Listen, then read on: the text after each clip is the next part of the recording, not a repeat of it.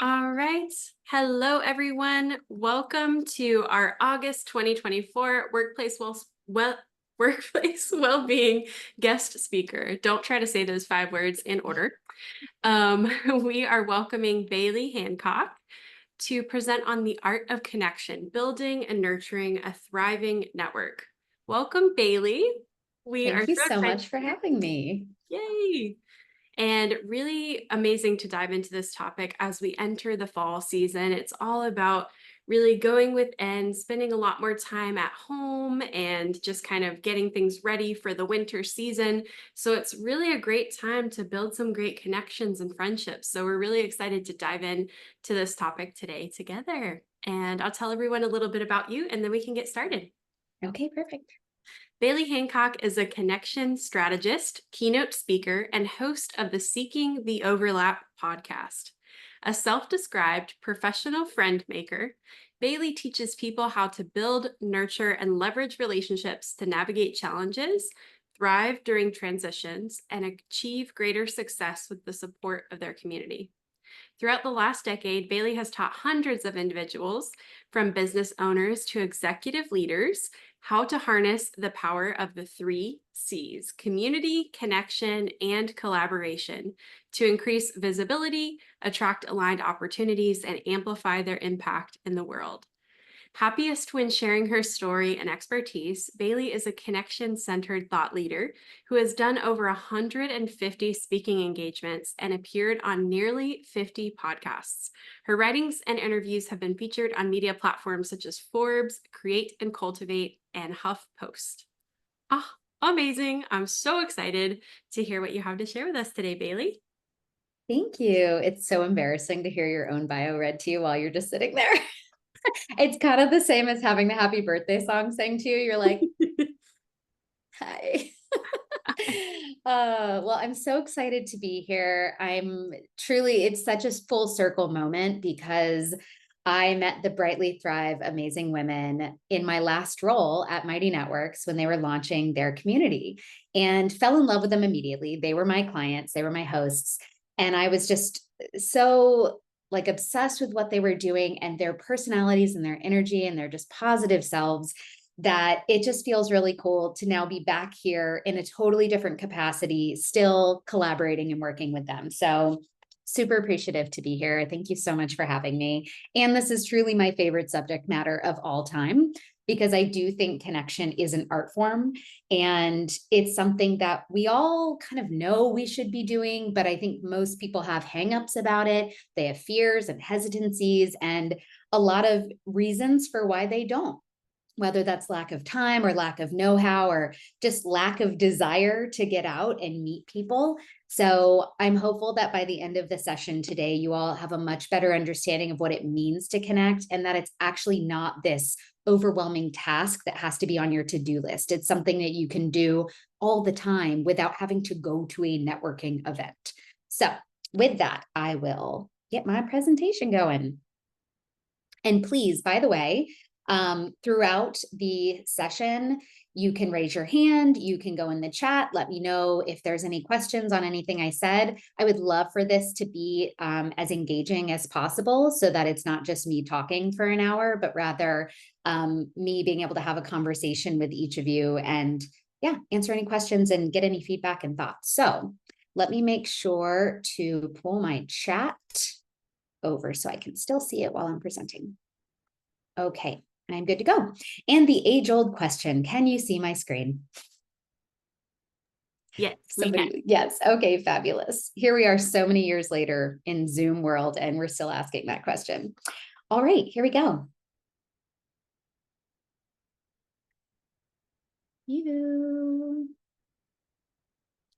Enter full screen. There we are. Okay. So we just did this. You heard most of this right here, but basically, I have been a friend maker my entire life. I was the kind of girl that in high school during lunchtime, I would hop from one table to the next and just like visit all my different groups of people. And a lot of that came because I've been an extracurricular enthusiast my entire life as well. So I was on yearbook, I was in student council, I was on the lacrosse team, I was in all the things, which meant I had a bunch of circles of friends. And I was always that girl that like kind of crossed a bunch of different social circles. And I personally loved that. It meant I didn't necessarily have a super tight core group, but I was always okay kind of being that cross pollinator of ideas and information. And really, what that turned into was I became the person that could say, oh, you're looking for this? I know somebody. Or, oh, you want to do this? I know somebody that might be able to help you. So I've been a connection strategist my entire life without having that title. And the professional friend maker title came about 10 years ago. My first nephew, Jax, who's today is his 14th birthday, when he was 4 years old, he said, Amby, what do you do for a living? And I said, well, at the time I was doing business development and partnerships for a company called General Assembly. And I was like, how do I summarize this for a 4-year-old?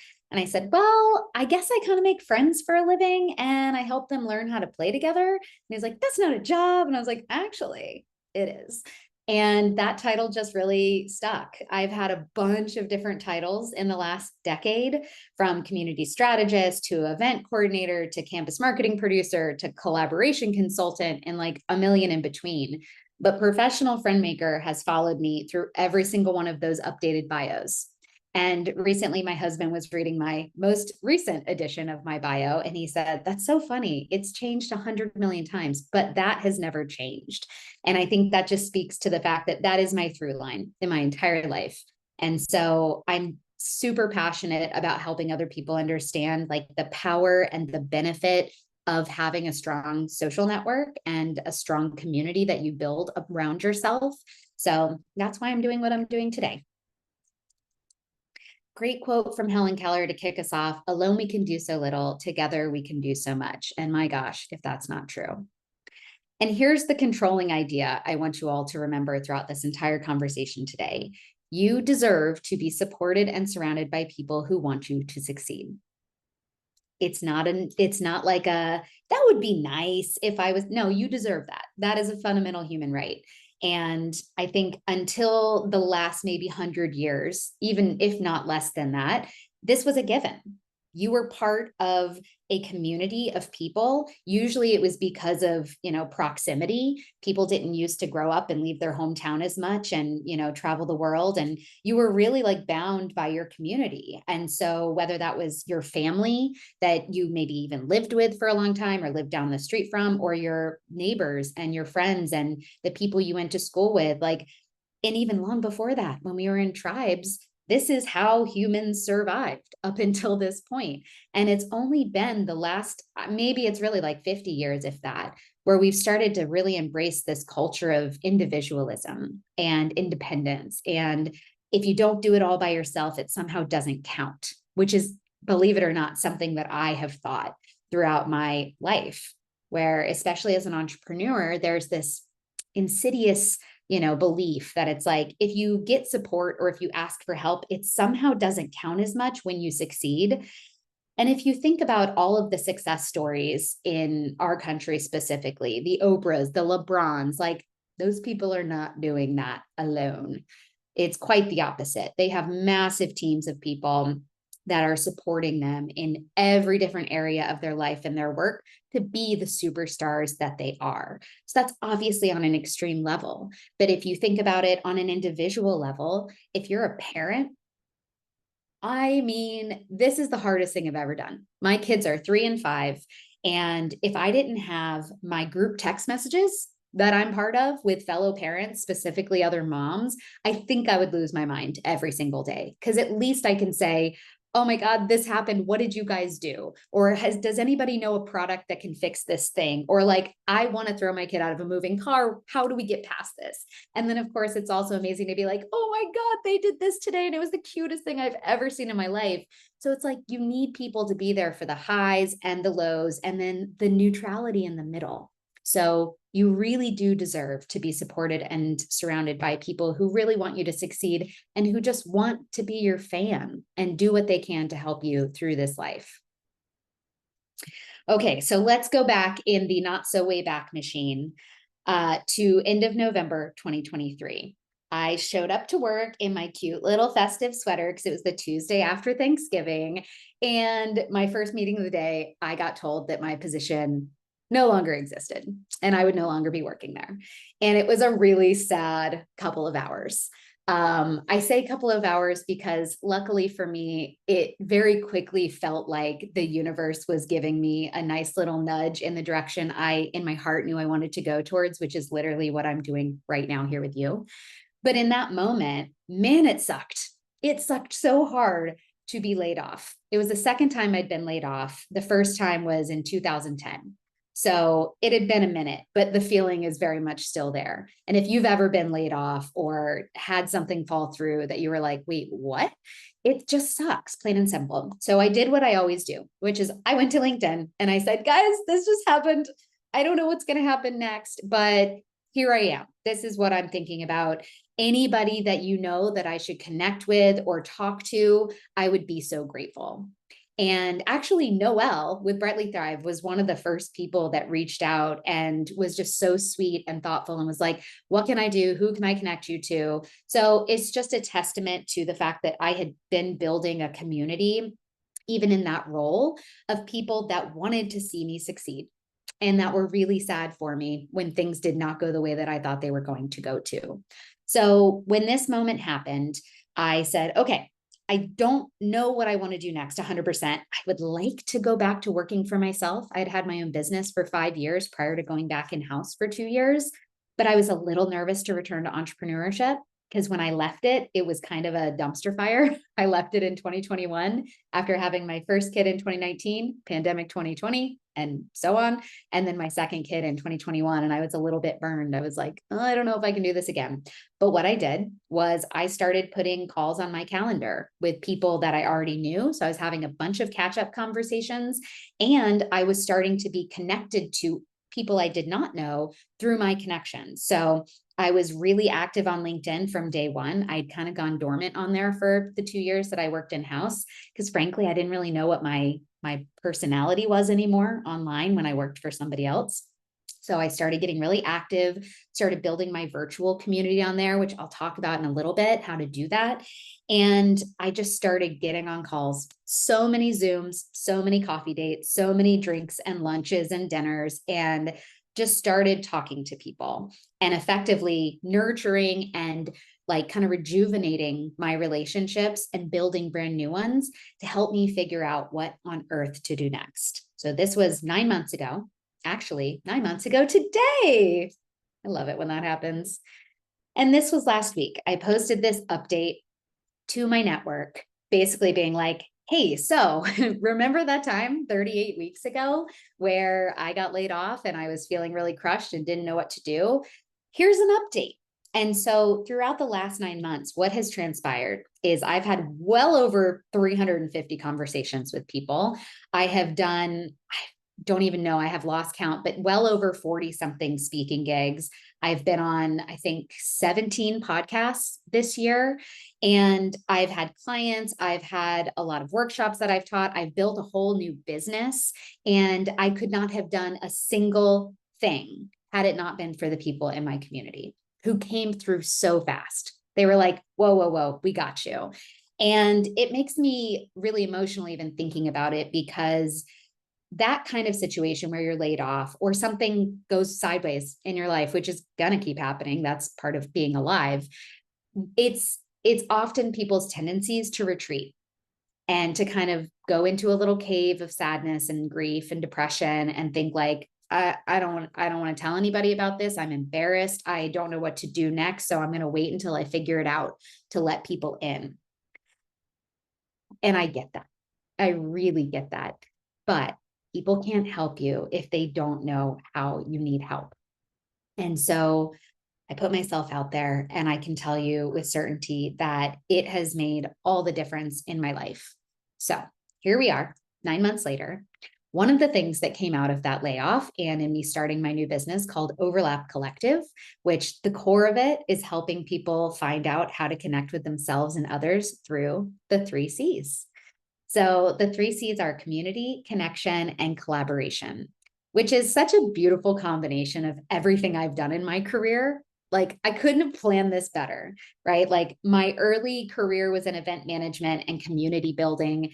When I went out on my own the first time from 2016 to 2021, I was a collaboration consultant. So I was teaching people how to partner and collaborate to achieve their goals. And then through the through line through all of it was connection. That's how I did my job. So I've been able to bring these three C's together to really help bring it home for people. How does one do this exactly? It sounds really nice to have support and to be supported, but like how? So that's where the three C's came from. And really, when you break it down and think about, okay, what are these three C's? What can they do for me? Truly help you navigate challenges, like I just shared about, thrive in transition. So this is like, okay, I've been doing this kind of career for a while, but I'm ready to make a change. I don't know how to do that. Or maybe you've been home with a kid for a while and you're going back into the workforce, or vice versa, or you're moving cities, or any number of transitions that we are going to find ourselves in our lives, right? Like instead of fumbling your way through, you really can thrive with the support of the three C's. And then really achieving greater success than you can on your own, a la Oprah and LeBron, right? Like, can you do it all by yourself? Sure, yes. It's going to take a while and it's going to be very lonely and isolating. And I assure you, I have tried that route myself. And if you welcome people in and you start to figure out, like, okay, who is going to be here that can help me get to where I need to go next, even if you don't know where that next is, it's your community. So let's get into it. For all of the people that are like, oh crap, I don't have a community. Oops, I forgot to do that. All good. I love this quote for that exact reason. The best time to plant a tree was 20 years ago, and the second best time is right now. So it's never too late. So, first up, let's talk about curating our community. I love a garden metaphor, and especially when it comes to networking and community building and connection and collaboration, it's just chef's kiss, perfect metaphor. So, with curating your community, before you go to plant a garden, you need to prep your soil. You need to decide, what kind of environment am I creating for these connections? So, by prepping your soil, what I'm talking about is clarifying your intentions. When you think about growing a community, you need to be clear about why. Why are you growing it? And it can be as simple as, I want friends. I don't want to go through life alone. I want support from people. And it can be a little more specific, like, I'm changing careers and I don't know how to get into this whole new industry or this new job position. It could be, I'm moving cities and I really want somebody on the other side of the city that I'm moving to help me get there. And when I arrive, not be totally alone and figuring everything out on my own. If you're a business owner, it could be, I want to grow my business. I want to attract opportunities to get myself in front of other people who might hire me, or I want to bring in new customers or new clients. It's truly, the sky's the limit. Like, what do you want in life in general? What is it that you're trying to do right now? Are you trying to take on a new hobby? Are you trying to like learn more about yourself? Whatever it is, this will help you understand how to proceed from here. So you need to be prepping your soil and really clarifying what it is that you're hoping to achieve by growing a community. The next step is to decide what to plant. So if you were going to grow a garden and you were like, I really would like to, I love a burrata salad with tomatoes. I love tomato sandwiches. I'd love to make my own homemade sauce. I'm going to plant some tomatoes. You're not going to just go to the garden store and just randomly pick out seed packets and then throw them in the ground. No, you're going to find the right tomato plant to grow. So you need to determine your criteria for the kind of relationships you want to grow. So this looks like being intentional with who you want to bring into your community. Recently, I came to the conclusion that I have a list of specific criteria that people need to meet before they get to come into my community. And that criteria is, they need to be generous with their time, with their resources. They need to be kind to themselves and others, and they need to be curious about themselves, about me, and about the world. So generous, kind, and curious, regardless of what title they have at work or where they live or how many clients they have or how successful, quote unquote, they are. That's my baseline criteria. So it's really important for you to think about, what kind of people do I want to welcome into my community? Because again, your community, those are your people. Those are the people that have your back, who you have their back. So it's kind of not a good idea to just welcome anybody into it, because it's really hard to vouch for people if you don't actually buy what they're selling, or if you don't feel comfortable recommending them for somebody or for something, or introducing them to somebody, right? You want them to be the kind of people that they're not going to let you down. If you introduce them to somebody else or sing their praises, they're going to come through for you, and they're going to make you proud to be a member of your community. And then you need to start planting those seeds. So this is where you're going to actually go find these new people, whether that's online in virtual communities like Brightly Thrive, or any of the literal uncountable number of virtual communities. So when I worked at Mighty Networks, we had a sense of how many communities were using that platform, but between Facebook groups, Circle, Discord, and all of the other community hosting platforms that were popping up, including informal ones that are just done via email, you couldn't get a number. It was impossible. I every now and then Google it or ask ChatGPT, and it's like, no way to know. It's like just so the number is getting so bigger and bigger every single moment of the day. So I tell you that because anytime people are like, I just don't know where to meet people, it's like, literally close your eyes and point. You can find new humans and new communities to join. So obviously, I want you to be way more intentional than that, because we've just done these first two steps, right? You figured out what you want and who you want. Now you need to go to where those people are. So if you're trying to make new friends, one of the best ways to do that is think about where you would be hanging out. Where could you find yourself? Right? If you're trying to bring in more people to your life that have common interests and common values and common beliefs, then go to where you would be. So I have a podcast, Seeking the Overlap, that's launching September 15th. And one of my guests this season's name is Julia Hotz. And she wrote a book called The Connection Cure. And it's all about how doctors are actually prescribing people social prescriptions to help cure anxiety, depression, loneliness, like you name it. And what that means is they're saying, okay, you need to go do an activity around other people that also care about that activity. And what they find is that people start to feel better when they're doing a thing. Usually it's something that made them happy as a kid, right? Before we got busy being adults and being very serious about our lives. So that could be a knitting club. It could be a biking club. It could be a run club. It could be a hiking club. It could be you name it. I promise you, there is a community, if not 200, that support that. And this can be in person. It can also be online. It really doesn't matter. I think what matters is that you are intentionally showing up in spaces where other people that fit your criteria are going to be. Okay. So you can't do the first steps here and not do the last step, because otherwise it's like, okay, you've prepped your soil and you bought the seeds, but you have to actually put those seeds in the ground. Okay. This is where you start connecting. A note on this.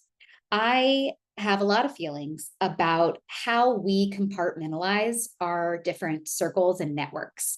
So what I see a lot with the people I work with is they think of their connections or their community or the people in their world as very much like professional and personal.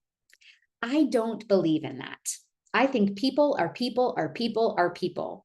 Regardless of the scenario in which you met them, they have personal lives, they have interests, they have jobs. They're just people under all of the layers of who they are, right? So instead of thinking, okay, I have to go meet new people, I have to go join these new communities, you can also just pause and look around and think, what communities am I already part of? Right? If you have kids that are in school, the parent drop off and pickup lines are really good opportunities to meet new people, because you already know you have one thing in common, right? And a note on that, I think one of the best ways to, and we'll talk about this in a minute too, but just while I'm thinking about it, one of the best ways to quickly deepen and progress a new friendship is proximity and frequency. So if you meet somebody new out and about and you kind of hit it off, if you don't have another opportunity to connect with that person again, ideally pretty soon, it's very likely that relationship will sort of just go off into the wind, right? And it's not for lack of interest. It's generally lack of time and lack of focus. So this is why I love professional networking groups or any kind of community that meets regularly, even if it's monthly. Ideally, it's weekly, because then you really get an opportunity to get to know the people in that space without having to try really hard. So I met my husband in the Santa Monica Junior Chamber of Commerce, the JCs, and it took me a year and a half to say yes to dating him. He asked pretty much immediately, and I was like, "Oh, no, thank you. No, thank you. I'm not interested." And we saw each other like 3 to 4 times a month because there were built-in activities in this community, right? We had a monthly mixer, we had a monthly meeting, we had a monthly whatever. Like we were doing all kinds of stuff. We would volunteer. So we got a chance to really get to know each other over a prolonged period of time, but with frequent interactions. And I think that's kind of akin to like planting the seed and then checking on it regularly, watering it regularly, as opposed to planting it and then walking away and hoping it just does it by itself. So a note on that. Frequency really, really helps. Okay, so I want you to ask yourself these things, and feel free to screenshot this if you want to ask yourself later or jot down the questions, but I would really love it if you all could answer these questions for yourself. Okay, so remember, what is it that you want help with right now? What are you trying to do? And you can have multiple answers for this. That is perfectly acceptable. Next up is, who do I want to add to my community? What kind of people do you wish were part of your circle? And you can think of it like I do in terms of the generous, kind, curious. You could think about, well, I'm moving to Louisville. I need to meet people in Louisville. You could think of it as like, my daughter just went to college and I would love to meet other brand new empty nesters. So just think about it. Like, who would you love to add to your community? And this is why I call it curating your community, because it really just lends itself to this intentionality, right? You're not just adding anybody. You're like, let's see, I'll take one of those. I want one of these, two of these. And you're really specific and strategic about who you bring in. And then where can I find these people? This can be a little tricky sometimes at first when you're starting from a bit blank page. But if you think about fellow empty nesters, I don't know, maybe there's Facebook groups for people like that. Maybe it's like an age range. Maybe you could talk to other friends who you know from their school years, right? Maybe you lost touch because once your kids go to high school, you're not as connected to the parents anymore. Reach back out to the people you used to hang with when they were in elementary school. I'm sure they're feeling a lot of the same feelings as you, right? So think about where you can find them. And honestly, I use ChatGPT constantly for random questions like this. So if you're really struggling with figuring out like, where can I find people like this? Ask ChatGPT. Be like, if you were a person who da da da da da da, where would you hang out online and off? Or where can I find people that fit this description? And I promise you, ChatGPT will give you a good head start. Okay, so that was curating your community. I'll pause for a beat, see if anybody has any questions. Otherwise, I will keep on going. Everybody good? Okay, great. So my business is called Overlap Collective. My podcast is Seeking the Overlap. And I have a tattoo of a Venn diagram because I believe this through and through. The magic is in the overlap between you and the other people. So when we talk about cultivating connection, this is where we're taking those seeds that we have planted and we're taking good care of them, right? So when you think about watering those brand new seeds and making those new friends, this is where you're going to start deepening those relationships, okay? So let's say you've joined a social club, or you've joined a networking group, or you've joined, a biking group, or whatever it is, even if it's online. This is where you need to start showing up. And remember, I just mentioned frequency of interaction is really important, as is proximity, right? So you need to be close to these people. You need to regularly be available to nurture that relationship with them. So in the beginning, if you're meeting somebody new and you're like, I kind of want to get to know them a little bit better, right? Take it offline. If you're meeting them in person, ask if they want to go to lunch or grab a coffee sometime. If it's virtual, ask if they'd like to get a virtual coffee on the books. And something that is really important with this piece is the easier you can make it for people to say yes, the more likely it is that they will say yes and that you'll start to deepen that relationship. So I use Calendly a ton. I mean, I couldn't even tell you how many Calendly event types I have because it's so woven into not just my work life, but my personal life. Funny little side story. When my first son was born in 2019, like I said, I have a lot of circles of people. So like, yes, I have a couple besties, but like I have a lot of like, friends in different social circles, which meant a lot of people wanted to come meet my baby. I made a Calendly event type for visiting Archie. I set it up to where I could only have 2 visits a day. I set my availability and people signed up. And honestly, I got made fun of so much for that. And I did not care. I was like, I'm a brand new mom. My brain is mush. I cannot be managing a calendar of people wanting to come say hi to my baby. And so, anyway, plug for Calendly. They really need to sponsor me because the amount of usage is crazy. Okay, so I have a Calendly event type, 2 Calendly event types that are specific to this. A virtual coffee chat, which is for brand new connections. So if somebody is online and they send me a DM on LinkedIn saying, hey, I love what you do. I think we have some overlaps. Do you want to meet? I'll send them that link. And then I know anybody that books the virtual coffee chat link is a brand new friend. And I have some questions in there to help me get to know them before we get on the call. And then if I already know somebody and they're asking to do a catch up chat, or I'm asking them to do a catch up chat, I have another one called catch up conversation. And I also have questions in there to help me know where they are lately. Like, what are you working on? What's a show or movie you're super into right now, or a podcast or a book, so that we have something to talk about when we get on that call. So whatever it is for you, whatever your version of this is, make sure you have a way to take that relationship to the next level. This is honestly no different than dating. And it's been a minute since I've dated anybody, but like, you get it, right? You can't just have a first date and then be like, okay, bye, and just hope that relationship progresses. It just doesn't work that way. So if you can start to be really thoughtful and strategic about how you can deepen those new relationships, it's just going to help you start to really cultivate those connections in a much easier way.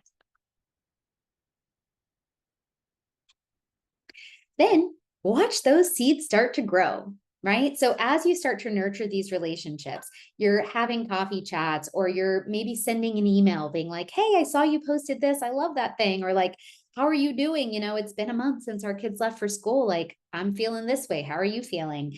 You'll start to see the relationships grow, which is really fun. And you'll start to feel the difference between when you first met or you first re-engaged them and where you are now. People start to get more vulnerable. They start to get more honest. And frankly, I really truly hate small talk more than anything possibly ever. And when I get to the phase past the small talk, I'm just like, oh my God, okay, we can really talk now. We can like actually get to know each other as human beings. That's so much more interesting to me. So I think something to consider here too, with your existing relationships. Maybe these are past colleagues, past friends from other phases of your life. I mean, not to harp on the parent thing, but once you have kids, a lot of your relationships from pre-kids tend to go dormant because life, and that's how it works.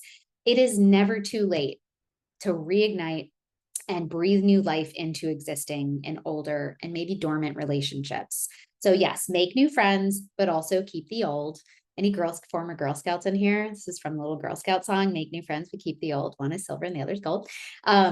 This is a really great opportunity to also not have to go out and make new friends. If you're like, no, thanks, I'm good. I've got my people. I maybe just need to water those seeds a little extra.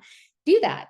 That's okay. I promise you, people love to hear from you. If you're like, hey, it's been such a long time. How are you? I miss you. I'd love to catch up. Do you have time for 20 minutes to just get on the phone and see how each other's been? Here's my link to put time on the calendar whenever it's convenient to you, or do your thing, right? Whatever it is. But it's never too late to reignite those dormant or maybe kind of a little bit old relationships. And oftentimes those can be some of the best places to start just to get yourself going. And then tend to your garden. What you'll start to notice is some relationships will start to sprout. Some will grow really fast and some will not budge. They will not poke through the soil. And maybe some plants that you had some hopes in might start to lose some leaves and turn yellow and die. And that's okay. We are people. People have a lot of things going on. It's almost never personal. And frankly, if it is, good riddance. Okay, move on to somebody that's excited to be friends with you. But I think the thing that people are often afraid to do is this prioritize and prune. So this means if you have some relationships that maybe used to fit you really, really well, but don't anymore, it's okay to shift your focus away from those towards the ones that are feeling really aligned with who you are today and who you want to become and what it is that you're focused on.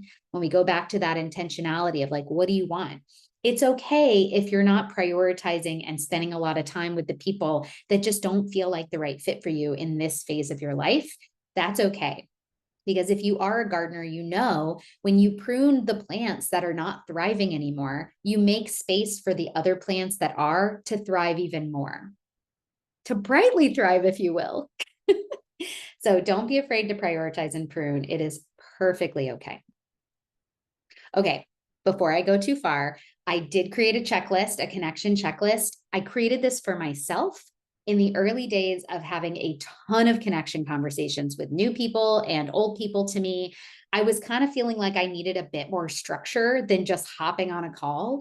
So I made a connection checklist for myself to just have in front of me. I literally had it up on my computer screen when I was doing Zoom calls and phone calls, just to sort of check myself, like, okay, am I ready for this call before we get on? When I'm on the call, if I'm feeling a little like, this isn't really flowing easily, it's not coming out the way I want it to. And then after the call, to make sure that I made the most of that time.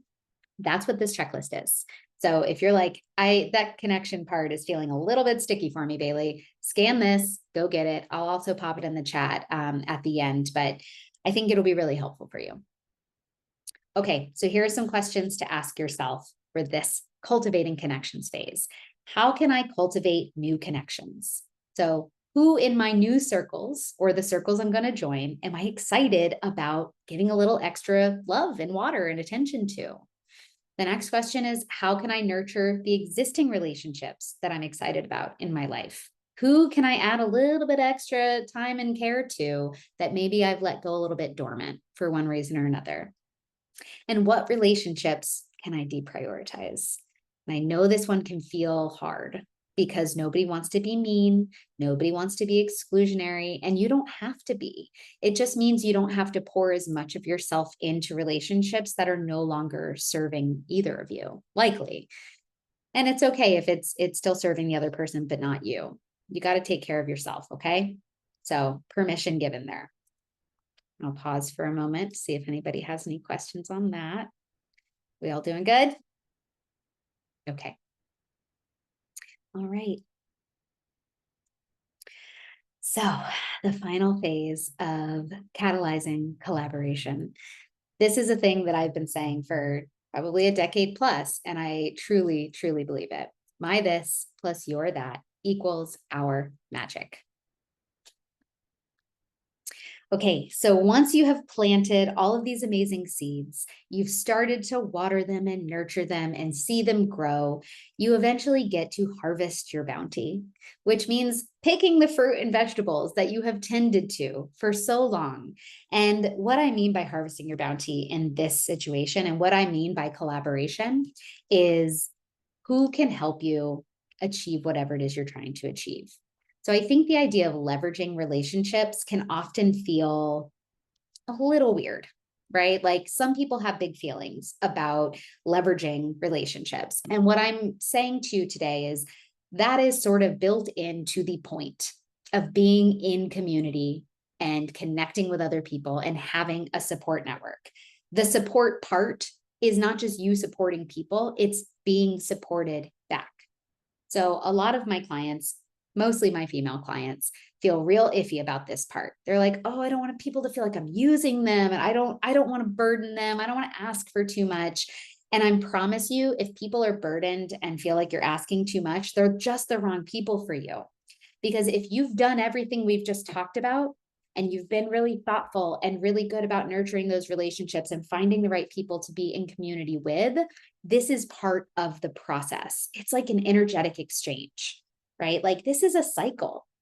Building, nurturing, and leveraging relationships is an ongoing cycle. And if you never ask for things, if you never let people help you and support you, it can feel a little weird and disjointed. And you might not be able to put your finger on why. But honestly, the times in my life where I have finally said, okay, I could use some support, I might need some help, the people in my life who are closest to me have been thrilled. They're like, finally, we get to come through for you. Because it's often the strong ones, you see this pop up all the time, right? It's the strong ones that you need to check on. It's the ones that seem like they don't need you that you probably need to check on. Because often the people that have it all together and seem like they're doing just fine without anybody's help, thank you very much, are the ones really secretly longing for support. Okay, so it is not only okay to leverage relationships, it is part of the deal. Okay, so this looks like once you've joined communities, you've met new people, you've nurtured those relationships, you've connected. This is where you get to say, hey, so I'm fill in the blank, looking for X, trying to do Y, moving to this place, switching careers, looking for support. This is where you put yourself out there and tell people how they can help you. So there is a difference between just saying, I need a new job. Who's got one for me? And saying, I'm looking for a new role in the healthcare industry doing finance work. Ideally, I'd love to work for a small company that focuses on supporting teachers, right? There's such a difference between just a blanket general statement of here's what I want and actually being really specific. So my method for this is the ABC method of asking for help, which is ask for what you want. Specifically, what do you want, right? If it's being a guest on podcasts, which comes up a lot in my work, it's being a guest on podcasts. Okay, what kind of podcast? So ask for what you want is A. Be specific and clear. Podcasts that speak to teachers and educators and parents and administrators. I want to have conversations about how to build community amongst parents, teachers, and students, right? That's so much more specific. And the C is clarify your credibility. So if it's being a guest on podcast, it would be something like, I've worked with all of these people in the past. I've worked with X number of clients. I've been on X number of podcasts. Like, here's my media page or my whatever it is, right? Like, make it easy for people to then go out into the world and amplify your ask for help. Help people help you. It goes back to this idea that people generally have good intentions, especially the people that care about you, but you do need to make it really easy for them to support you. And the ABC method really does help there. So ask for what you want, be clear and specific, and clarify your credibility so that they can help you in the best way possible and not accidentally give you something you don't really want because you weren't clear enough. And then share your abundance, right? It's so much more fun to have a huge bounty of vegetables and fruit and then have a party where people can come over and have it. Or maybe you give it to your neighbors or your friends. During the pandemic, I have an avocado tree, 2 avocado trees in my backyard, which like is worth the value of the house, honestly. And during the pandemic, our avocado tree was popping off. Like there were so many avocados to where we were not going to be able to eat them all. I was exchanging avocados for paper towels and toilet paper. Literally, I would exchange baskets of avocados in exchange for paper goods that I could not get because everything was out. So share your abundance, receive abundance in return. It's just such a beautiful reciprocal process. And this looks like saying to your community, what do you guys need help with? Who can I introduce you to? My network is your network. If you're looking for advice or information or support, tell me, ideally using the ABC method, so I can help you in return. So open doors for others. Make sure that you're not just taking, I usually don't even need to say that because most of the time people are more likely to give and not ask, but I'll just say it just to be sure. You need to leverage your relationships and also make sure that you're helping other people in return. And then enjoy together. This is the good stuff with community, being able to succeed alongside each other, support one another when you each need it, uplift each other, just be there for each other. Like this is what makes life worth living. Truly.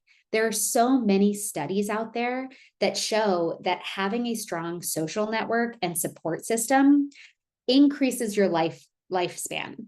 Like it literally increases longevity, it increases your happiness. it just truly helps you in every possible way that it's not to be understated. I mean, we literally are in a loneliness epidemic in this country. And it breaks my heart because I think to myself, like, oh my God, there are so many people that are desperately seeking community and connection. And just for one reason or another, don't know how to get it. And so I hope that today has been a little bit helpful for you to understand how you might be able to go about using the 3 C's to really get that. Like, we don't need to be alone. We don't need to do this all by ourselves. That is what the people around us are for. Okay, so final questions for this section. Am I open to asking for and receiving help? And this is a big one because a lot of us think like, oh, I'd love to be supported. That'd be nice. But like, if you really think about it, are you setting yourself up to receive that support and that help? I mean, there wasn't a group project that I couldn't turn into a one-woman show between high school and college and grad school. I hated group projects because I was like, well, I mean, I guess I'll just handle it all.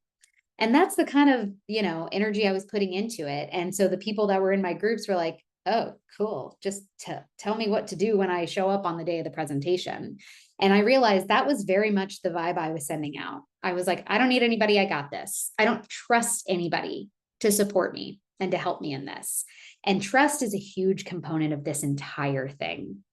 And really, it's the basis. If you can't trust other people, I don't know how you can really be in community with them. Because if you can't trust them to come through for you and to do what they said they're going to do, it's going to be really hard to open yourself up and ask for and receive help if you think that they're just going to let you down, like so many others have before. I don't know anybody that hasn't been disappointed and let down by their community in the past. Like, it's just happened, and that's okay. I think it usually is the result of being in community with people that are not aligned for what you're trying to do and who you are today. Okay, question 2. How can I help people help me? People don't know what's on your mind unless you tell them. They don't know what you're trying to achieve in your life, even if you have told them. My mom still doesn't fully know what I do. I don't know if that nephew who's now 14 knows what I do either, but it's like, if I'm not out there constantly saying like, okay, I'm looking for opportunities to come do trainings and team workshops and speaking gigs and be on podcasts, people aren't going to think of me for those opportunities when they have them. You have to tell people, and you have to tell people fairly regularly. And however this looks for you, great. I'm very big on LinkedIn, and I try to be on TikTok and Instagram and Threads, but it's like, okay, LinkedIn is my sweet spot. I'll do what I can on the other ones. But I fairly regularly remind my network what it is that I'm doing with this business and how they can help me attract opportunities. Something that I say a lot is people are portals. And that's really the crux of this too, right? People are portals to ideas, to information, to inspiration, to opportunities, to introductions. And if you don't know what you want in this world, it's really hard to know which portals to walk through and which ones to pass on. So if you can help people help you, those portals will start to appear more and more frequently. And then you'll find yourself in a year from now in a totally different place than you were today. And that's pretty freaking magical. And finally, what can I offer my community? So maybe you have a really strong network of X type of people, and you know that it would be really helpful for somebody in your community to get in front of those people. Or maybe you have a ton of advice and wisdom and experience in a particular area, and you could offer that wisdom and experience up to other people to learn from you. Whatever your strengths are and your abilities and your network strong suits are, make sure that people know that you are here to offer that to them as well. I remind people all the time, like, once you're in my community, my network is your network. You see somebody I'm connected to that you want an introduction to, I've got you. But also make it easy for me to introduce you. Give me the specifics. Use that ABC model so that I can just very quickly and effectively tee you up to that person you're trying to get in front of. So be generous in return, ask for and receive help, and then help people help you. And final thought, if you tend to your community garden throughout your life, you will never go hungry again. And that's just true.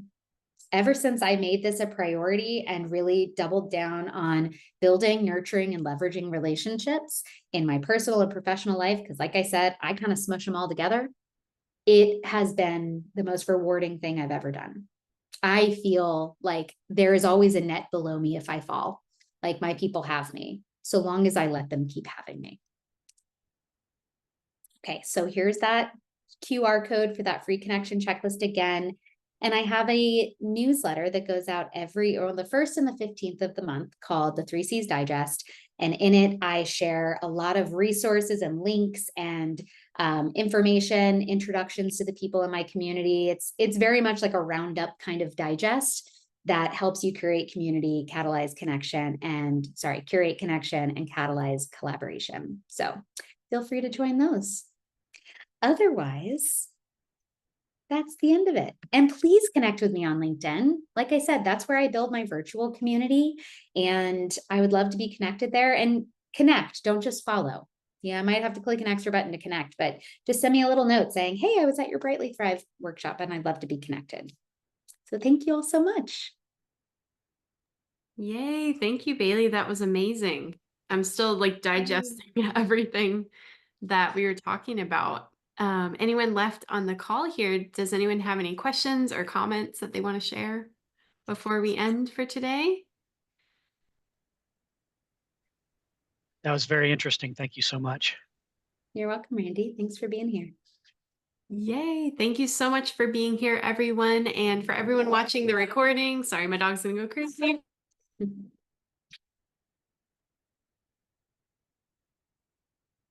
They always know. They're like, okay, it's been an hour. I need some attention, please. Excuse me. Thank you so much for everyone who attended and who's watching the recording. If you have any further questions, let us know. Thank you so much, Bailey, for being here You're with us. so welcome. Thank you all for having me. I appreciate the time and I hope that was helpful. Please connect. I would love to get to know you better too.